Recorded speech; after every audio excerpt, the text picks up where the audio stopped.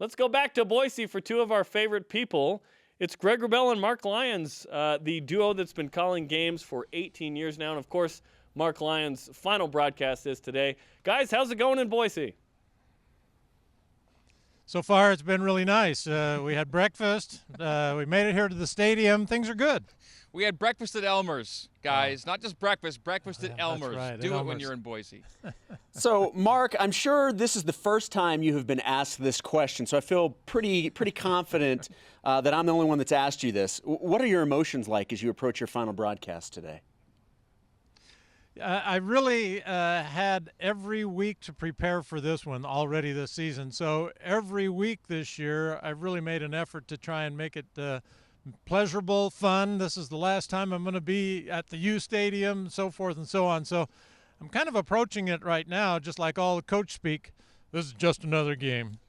But I know as the game goes on and as we close off tonight, it'll be emotional.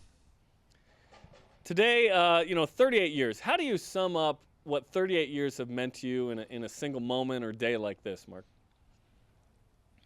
Well, it's just been life-changing for me. It's been a dream to have been able to hang on for 38 years and be part of BYU football, still be part of the game, try to stay, relevant as to what's happening in football today.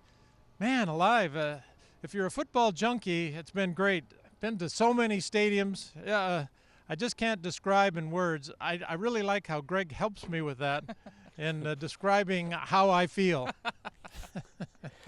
He does a pretty good job for himself, as you guys know. He's more than capable of expressing everything that listeners would want to hear, from analytics to the guys who play the game, to what's happening in it and around it, and clearly, of course, his own sentiments. There's been no better partner to have for all the years I've done this, and I still can't quite imagine doing a game without him. So I think we're both in a little bit of a denial mode right now in terms of it's not really going to happen. But yeah. Greg, I'll address See how this. good he is? I'll address this question first to you, Greg, but this is certainly for both of you guys. There are areas on the field where BYU has the advantage in today's game. What BYU advantage do you think will be the biggest reason for a Cougar victory today? Marc, why don't you start? Well, I think as Greg and I have talked, we're still looking for that advantage. I do think that Western Michigan has a very good offense, and so BYU has to be able to stop their rush attack. And I think that's the challenge for BYU today. BYU's solid against the run. They've been very good. I think Western Michigan does do a good balance of both throwing and running the football. So I think it's up to the defense today to really stop and limit the points that are given up to Western Michigan. Yeah, the Broncos' top two backs have accounted for about 2,500 rushing yards, and the top two guys BYU puts on the field today might be somewhere around a quarter of that. Western Michigan's rush attack is good. The offense is good. They score a ton of points. BYU, of course, appears to be the match defensively. Not too many teams get loose on BYU when it comes to scoring a ton of points, and so that's BYU's ace in the hole here today. It's just how solid they've been on defense, but they're not the same defense as they were at the middle to the end part of the season. You take out those two Kofusis, and that's a big difference. You take out Corbin and Isaiah Kofusi, you're not the same defense you were. So a lot of guys off to play above themselves, I think, today to keep Western Michigan down. And I just wish BYU were a bit healthier at some key spots right now than they appear to be at this point. And I think one of the main differentiators for BYU could be in the battle of two freshman quarterbacks. BYU's appears to be the more dynamic. Caleb Ellaby came out of high school as a dual-threat quarterback, but he's really not much of one so far, whereas Zach Wilson can really make plays, extend plays, and I think on this field is where he had one of his most impactful games as a runner just a few weeks ago. So I think if BYU's going to have an edge, it could be in the guy taking the snaps, and that I think Zach Wilson can do a little more. I think that's the key also, is the BYU's pass attack has to be solid today and be able to make up for those runners that are missing. We're talking with BYU radio duo Wrubell and Marc Lyons live in Albertson Stadium in Boise, Idaho. I want to talk more about Zach Wilson because at the running back position, Squally Canada appears to be back. We'll see with Lopini Katoa, perhaps he's out. And then you have Riley Burt and Tyler Algier. How much more running do you think Zach Wilson does? Because against Utah, he was the leading rusher and quite effective. Oh, you're talking about Zach Wilson. Who's Zach Wilson? Yeah. So Zach Wilson has to be more of a part of taking advantage of breakdowns in pass rush, where he has an opening and being able to make big runs. That's where I think he's really effective. Whether BYU wants to take a gamble and go ahead and run him on design plays, which they have for him, of course, but since he is kind of the quarterback right now, I think it's important that they keep him healthy. And he was this most of last season, and he became this later in this season. Tight end Matt Bushman, I think, saw 10 targets in the last game. And so among reliable targets, Zach Wilson can look to. Matt Bushman's looking a lot more like the guy he was at the end of last season and through most of last season. So watch for Matt to have a big game today. And Dallin Holker, too. I think those two tights, I think, are, again, a way for BYU to maybe separate itself a little bit offensively from the opposition. You know, one of the things that Jerem and I have been talking about today, I mean, there's quite a bit on the line for BYU in this bowl game. So I'll ask both of you guys, what would a win today mean for this specific team?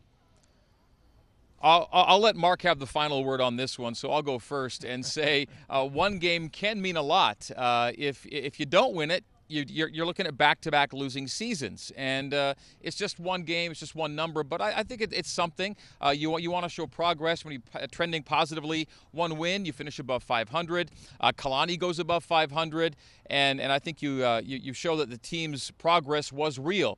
You could say that progress was made from 4-9 to 6-7, but it's a lot easier to say when you finish with a win in your final game and win that bowl game, having gotten back to the postseason. So just one game, but I think the swing in terms of perception and belief and morale is pretty significant.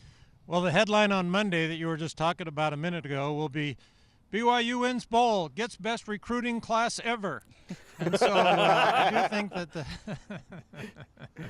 do think there's something to the fact that people watch, and it is a bowl game no matter where it is, and winning bowl games does influence those younger athletes to have a desire to go to that school.